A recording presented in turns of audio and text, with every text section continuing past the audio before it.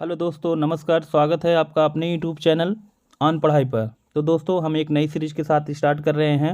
Static GK के 20 महत्वपूर्ण प्रश्नों को लेकर हम ये वीडियो बना रहे हैं और डेली आपको स्टैटिक जीके के जो सभी प्रतियोगी परीक्षाओं के लिए सबसे इम्पोर्टेंट जो सिलेक्शन जहाँ से आप सबसे ज़्यादा चांसेज बनते हैं, स्टैटिक जीके के प्रश्न प्रत्येक कम्पिटिटिव एग्जाम में पूछा जाता है। तो दोस्तों, वीडियो शुरू करने से पहले आपको मैं बताना चाहता हूँ, यदि आप चैनल पर नए हैं तो चैनल को सब्सक्राइब करना ना भूलें। चलिए आगे बढ़ते हैं। पहला प्रश्न है हमारा कि कृष्णा नदी का उद्गम स्थल कहाँ से है। पहला प्रश्न है दोस्तों कि कृष्णा नदी का उद्गम स्थल कहाँ से है। तो कृष्णा नदी की बात करें तो यहाँ हमारे सामने 4 विकल्प हैं। ब्रह्मगिरी पहाड़ी है, सह्याद्री श्रृंखला से है, विंध्य श्रृंखला से है या पूर्वी घाट से है। तो कृष्णा नदी के बारे में आपको मैं बता दूं दोस्तों, कृष्णा नदी प्रायद्वीप भारत की दूसरी सबसे बड़ी नदी है और यह बंगाल की खाड़ी में जाकर गिरती है। और इससे एक बार और प्रश्न निकल कर आता है कि कृष्णा नदी पे कौन सा बांध है। तो दोस्तों, मैं बताना चाहता हूँ आपको कि कृष्णा नदी पर अलमाटी बांध है। तो इसके कृष्णा नदी का उद्गम स्थल जो है, हमारा सही विकल्प जो है वह है सह्याद्री श्रृंखला। बहुत सही दोस्तों। चलिए आगे बढ़ते हैं अगले प्रश्न की तरफ। अगला प्रश्न है दोस्तों कि मूसी नदी किसकी सहायक नदी है। दोस्तों, अगला प्रश्न है कि मूसी नदी किसकी सहायक नदी है। यमुना नदी की है, कावेरी नदी की है, गोदावरी नदी की है या कृष्णा नदी की है।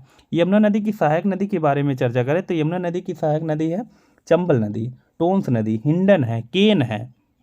और मूसी नदी किसकी सहायक नदी है तो हमारा सही विकल्प होगा वो कृष्णा नदी की।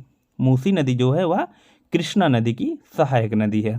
और भी कृष्णा नदी की कुछ सहायक नदियां हैं, तो उनमें आप याद रखिएगा तुंगभद्रा है और घाट प्रभा। घाट प्रभा भी कृष्णा नदी की सहायक नदी है। चलिए आगे बढ़ते हैं। यहीं से रिलेटेड एक चीज़ मैं बता दूं, पूछ लेता कि गंगा की सबसे बड़ी सहायक नदी का नाम बताइए। तो दोस्तों, गंगा नदी की सबसे बड़ी सहायक नदी है यमुना नदी। चलिए आगे बढ़ते हैं। अगला प्रश्न हमारा है कि किस नदी को ब्याथ नदी भी कहा जाता है। अगला प्रश्न हमारा है कि किस नदी को ब्याथ नदी कहा जाता है। ऑप्शन है झेलम नदी, रावी नदी, अस्किनी नदी या स्वेक नदी। तो दोस्तों, मैं आपको बता देना चाह रहा हूँ कि इसी झेलम जो ऑप्शन में झेलम नदी है, झेलम नदी को वितस्ता भी कहा जाता है। उसी प्रकार से रावी नदी को परसुनी नदी कहा जाता है। अस्किनी नदी को चीनाम नदी के नाम से जाना जाता है। तो दोस्तों, इसी झेलम नदी को कश्मीर में ब्याथ नदी भी कहा जाता है। तो दोस्तों, हमारा सही उत्तर हो जाएगा झेलम नदी। चलिए अगले प्रश्न की तरफ चलते हैं। अगला प्रश्न है दोस्तों, लोहे का जंग लगना किसका एक उदाहरण है। दोस्तों, लोहे का जंग लगना किसका एक उदाहरण है। बहुत ही अच्छा प्रश्न है ये। तो 4 विकल्प आपके सामने हैं।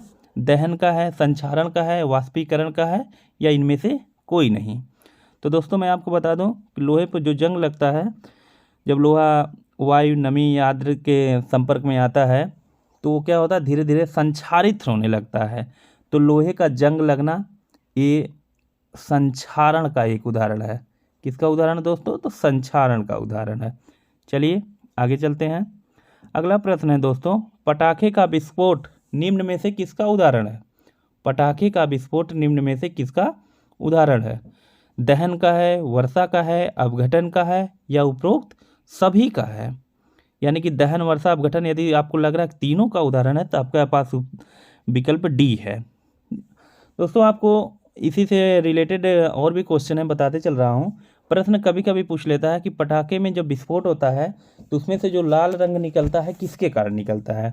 या पूछ ले पटाखे में जो विस्फोट होता है, हरा रंग जो होता है किसके कारण होता है, नारंगी रंग जो होता है किसके कारण होता है। तो मैं आपको बता देना चाह रहा हूँ कि हरा रंग जो होता है बेरियम के कारण निकलता है, और जो पटाखे में विस्फोट होने पर जो लाल रंग निकलता है वह स्ट्रांसियम के कारण होता है। नारंगी रंग जो होता है कैल्शियम के कारण होता है, और पीला रंग जो होता है दोस्तों वह सोडियम के कारण होता है। तो ये जो पटाखे का विस्फोट है दोस्तों, इसका सही उत्तर हो जाएगा हमारा, या एक दहन का एक बहुत ही अच्छा उदाहरण है। तो हमारा सही उत्तर हो जाएगा दहन। चलिए आगे बढ़ते हैं, अगले प्रश्न की तरफ चलते हैं। अगला प्रश्न है, अटल बिहारी वाजपेयी ने शांति घोषणा पर हस्ताक्षर करने के लिए लाहौर की बस यात्रा किस वर्ष शुरू की थी, किस वर्ष की थी। 4 विकल्प आपके सामने हैं दोस्तों, 1976, 2008, 1999 या 1997। 1976 की बात करें तो उस समय समझौता एक्सप्रेस चली थी भारत और पाकिस्तान के बीच। और 2008 की बात करें तो 2008 में मैत्री एक्सप्रेस चली थी। मैत्री एक्सप्रेस कभी कभी पूछ लेता है मैत्री एक्सप्रेस कौन कौन से देशों के बीच चली थी, तो वह है भारत व बांग्लादेश के बीच चली थी। तो हमारा सही उत्तर जो आएगा कि बस यात्रा जो की थी लाहौर की, अटल बिहारी वाजपेयी जी ने 1999 में की थी। हमारा सही उत्तर क्या हो जाएगा? 1999। चलिए अगले प्रश्न की तरफ चलते हैं। अगला प्रश्न है आलू यट्टू किस राज्य का लोक नृत्य है? अगला प्रश्न है दोस्तों, आलू यट्टू किस राज्य का लोक नृत्य है? गोवा का है, नागालैंड का है, महाराष्ट्र का है या गुजरात का है? तो दोस्तों गुजरात का तो आप सभी लोग जानते हैं। गुजरात का लोक नृत्य जो है वह है, गुजरात का जो लोक नृत्य है दोस्तों वह डांडिया है। महाराष्ट्र का लोक नृत्य जो है लावड़ी है। और नागालैंड का जो लोक नृत्य है वह क्या है? आलू यट्टू। यानी कि हमारा जो सही उत्तर हो जाएगा वह क्या हो जा रहा है? आलू यट्टू किस राज्य का लोक नृत्य है? तो यह है नागालैंड का। नागालैंड से रिलेटेड एक और प्रश्न बार बार पूछता है कि हार्नबिल त्यौहार किस राज्य का है? तो इसी नागालैंड का है। और हार्नबिल त्यौहार से रिलेटेड एक और प्रश्न निकल के आता है कि त्योहारों का त्यौहार किसे कहा जाता है? तो त्योहारों का त्यौहार जो है वह हार्नबिल त्यौहार है। चलिए अगले प्रश्न की तरफ चलते हैं। अगला प्रश्न है दोस्तों कि अमेरिका का राष्ट्रीय खेल कौन सा है? बेसबॉल है, रग्बी फुटबॉल है, तीरंदाजी है या बैडमिंटन है? तो अमेरिका का राष्ट्रीय खेल, जैसे जिस तरीके से आप सभी लोग जानते हैं कि हमारे देश भारत का राष्ट्रीय खेल क्या है? हॉकी है, उसी तरीके से अमेरिका का राष्ट्रीय खेल क्या हो जा रहा है? तो हमारा सही उत्तर हो जाएगा वह है बेसबॉल। हाँ दोस्तों, अमेरिका का राष्ट्रीय खेल क्या हो जाएगा? बेसबॉल हो जाएगा। चलिए अगले प्रश्न की तरफ चलते हैं। अगला प्रश्न है दोस्तों बहुत ही आसान सा प्रश्न, किस खेल की उत्पत्ति भारत में हुई थी? फुटबॉल की, शतरंज की, टेनिस की या क्रिकेट की? तो दोस्तों बताइए कौन से खेल के? फुटबॉल की बात करें तो फुटबॉल आप सभी लोग जानते हैं, या इंग्लैंड से इसकी उत्पत्ति हुई थी। टेनिस की उत्पत्ति जो है वह फ्रांस से हुई थी। क्रिकेट की बात करें तो यह भी इंग्लैंड से है। तो सही उत्तर जो है भारत में जिस खेल की उत्पत्ति हुई थी उसका क्या नाम है? शतरंज। और एक खेल है कबड्डी, भी भारत की है। अगर यदि आपसे कभी पूछ ले ऑप्शन में शतरंज ना दे के कबड्डी दे दे तो कबड्डी भी क्या है? भारत से भी कबड्डी खेल की उत्पत्ति हुई थी। चलिए आगे बढ़ते हैं। अगला प्रश्न है दोस्तों कि ग्रीष्मकालीन ओलंपिक 2024 का मेजबान कौन सा शहर होगा? ग्रीष्मकालीन ओलंपिक 2024 का मेजबान कौन सा शहर होगा? आपके सामने चार विकल्प, टोक्यो, पेरिस, लंदन या एथेंस शहर। तो दोस्तों आप जानते हो टोक्यो में 2020 का ओलंपिक हुआ था। टोक्यो में 2020 का ओलंपिक हुआ था जो 32वां ओलंपिक था। लेकिन दोस्तों आपको ये पता होगा कि जो 2020 टोक्यो ओलंपिक था वो 2020 में ना होकर कब हुआ था? 2021 में हुआ था। सेशन तो 2020 का था। कारण क्या था? कारण कोविड के कारण टोक्यो 2020 जो होने वाला था वह 2021 में जाकर हुआ था। और आप सभी लोग जानते हैं कि एथेंस में 1896 में ओलंपिक हुआ था। तो दोस्तों हमारा सही उत्तर क्या हो जाएगा? हमारा सही उत्तर हो जाएगा पेरिस। ग्रीष्मकालीन ओलंपिक 2024 का मेजबान शहर कौन होगा? तो वह होगा पेरिस। और पूछ लेगा कि यह कौन से संस्करण होगा, तो आपका उत्तर क्या हो जाएगा? 33वां संस्करण होगा। चलिए दोस्तों आगे बढ़ते हैं। अगला प्रश्न है रिंग ऑफ फायर का संबंध किस महासागर से है? रिंग ऑफ फायर का संबंध किस महासागर से है? चार विकल्प आपके सामने हैं, अंटार्कटिक महासागर, आर्कटिक महासागर, हिंद महासागर या इनमें से कोई नहीं। तो चार विकल्प आपके सामने हैं दोस्तों। तो मैं आपको बता देना चाह रहा हूँ कि रिंग ऑफ फायर जो है वह है प्रशांत महासागर में। तो आपका विकल्प हो जाएगा ऑप्शन डी, इनमें से कोई नहीं। उसको आप नोट कर लीजिएगा कि रिंग ऑफ फायर का संबंध जो है वह है प्रशांत महासागर से। चलिए आगे बढ़ते हैं दोस्तों। यदि वीडियो अच्छी लग रही हो तो इसको लाइक करना ना भूलें। चलिए अगला प्रश्न है दोस्तों, सीमा सड़क संगठन की स्थापना किस वर्ष हुई थी? सीमा सड़क संगठन की स्थापना किस वर्ष हुई थी? तो आपका सही उत्तर जो होगा इसमें 1960 में सीमा सड़क संगठन की स्थापना हुई थी। चलिए दोस्तों अगले प्रश्न की तरफ चलते हैं। बहुत ही शानदार प्रश्न है, बार बार पूछा जाता है, फ्रीडम इन एग्जाइल। अगला प्रश्न है दोस्तों, फ्रीडम इन एग्जाइल किसकी आत्मकथा है? 4 विकल्प आपके सामने हैं दोस्तों, महात्मा गांधी, दलाई लामा, APJ अब्दुल कलाम या नेल्सन मंडेला। तो आप सभी लोग जानते हैं महात्मा गांधी की आत्मकथा है, पुस्तक है माई एक्सपेरिमेंट विथ ट्रुथ। और उसी तरीके से दलाई लामा है, दलाई लामा की जो आत्मकथा है दोस्तों वह है फ्रीडम इन एग्जाइल। यानी कि इन चारों विकल्पों में से जो बी वाला है यही क्या हो जाएगा, यही हमारा सही उत्तर हो जाएगा। यदि हम बात करें APJ अब्दुल कलाम की, तो APJ अब्दुल कलाम की पुस्तक है इग्नाइटेड माइंड्स, इग्नाइटेड माइंड। और नेल्सन मंडेला की बात करें दोस्तों तो ये है इनकी एक पुस्तक है a long walk to freedom. आप सभी लोग जानते हैं दोस्तों नेल्सन मंडेला जी बहुत वर्षों तक जेल में रहे, लगभग 24 वर्षों तक जेल में रहे और बाद में चल के आगे इन्होंने यही साउथ अफ्रीका के क्या बनते हैं, प्रेसिडेंट बनते हैं। चलिए बहुत शानदार दोस्तों, आगे बढ़ते हैं अगले प्रश्न की तरफ। अगला प्रश्न है दोस्तों कि टोक्यो ओलंपिक 2020 में तलवारबाजी में भारत का प्रतिनिधित्व करने वाली पहली एथलीट महिला कौन है।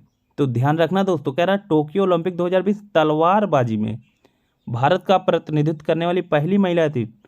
तो तलवारबाजी की बात कर रहा है, इसको ध्यान रखिएगा। 4 विकल्प PT उषा, भवानी देवी, PV सिंधु, सानिया मिर्जा। दोस्तों आप कौन नहीं जानता PT उषा किस खेल से संबंधित है। PT उषा एक धावक हैं। और PV सिंधु की बात करें तो PV सिंधु बैडमिंटन की खिलाड़ी हैं। सानिया मिर्जा जो हैं टेनिस की खिलाड़ी हैं। तो हमारा सही उत्तर क्या हो जाएगा दोस्तों, भवानी देवी। भवानी देवी जो है तलवारबाजी से संबंधित है। और यदि इनके स्टेट की बात करें तो यह जो है तमिलनाडु से संबंधित है। चलिए आगे बढ़ते हैं दोस्तों। अगला प्रश्न है कि ग्रैमी पुरस्कार जीतने वाली पहली भारतीय महिला कौन है। अगला प्रश्न है दोस्तों कि ग्रैमी पुरस्कार जीतने वाली पहली भारतीय महिला कौन है। तो ये 4 विकल्प सुनिधि चौहान, लता मंगेशकर, आशा भोसले या तन्वी साहा। दोस्तों ग्रैमी पुरस्कार की बात करें तो इसकी शुरुआत होती है 1959 से। ग्रैमी पुरस्कार की शुरुआत होती है दोस्तों 1959 से, ठीक है। और यदि भारत में बात की जाए तो 1968 में रविशंकर जी को मिला था। लेकिन यहाँ पे महिला की बात कर रहा है तो इसका सही उत्तर हो जाएगा तन्वी साहा को, जय हो के लिए मिला था। तन्वी साहा को ग्रैमी पुरस्कार पहली महिला जो थी इनको मिला था, किसके लिए, तो जय हो के लिए। चलिए दोस्तों अगले प्रश्न की तरफ चलते हैं।